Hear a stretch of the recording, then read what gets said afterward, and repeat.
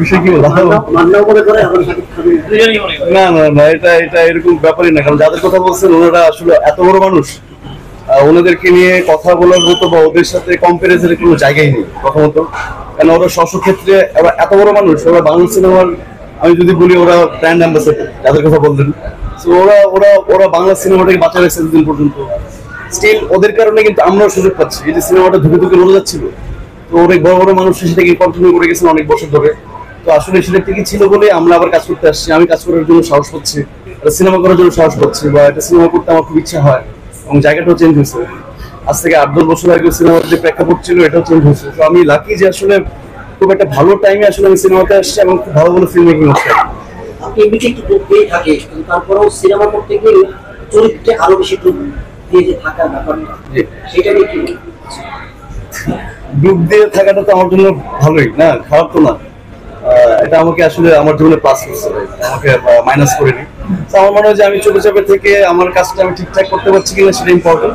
আর আমি চুপচাপ থেকে আমার কাজটাই করতে চাই, অন্য কিছু না।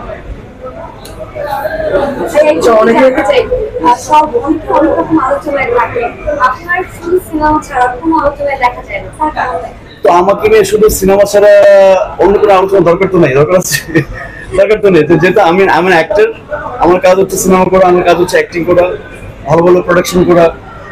এটা ছাড়া মনে হয় না অন্য কোনো কাজের সাথে আমার ইনভলভ থাকা উচিত, এবং অন্য কিছু নিয়ে আমার আলোচিত সমালোচনা হওয়া উচিত আর কি।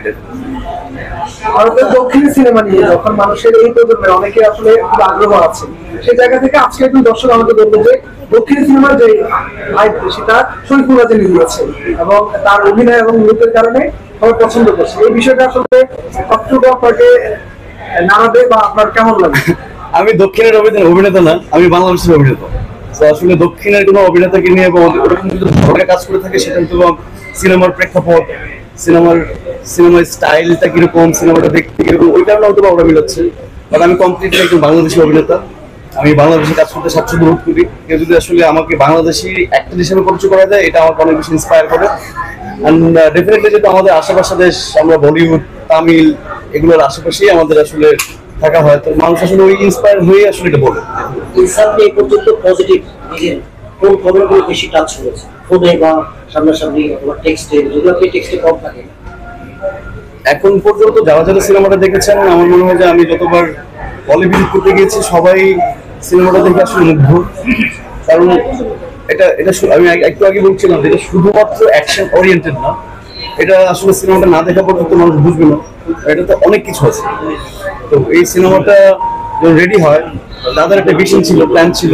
দাদা আসলে একটা এই বাংলাদেশের মানুষকে একটা মেসেজ দিতে চাইছে। আর আমরা আসলে যেই অবস্থানে এখন আছি, আমাদের দেশের যে আসলে লিটারালি যে পরিমাণে করাপশন হয়, মানুষ করাপ্টেড হয়, মানুষ চুপ থাকে, কথা বলতে পারে না।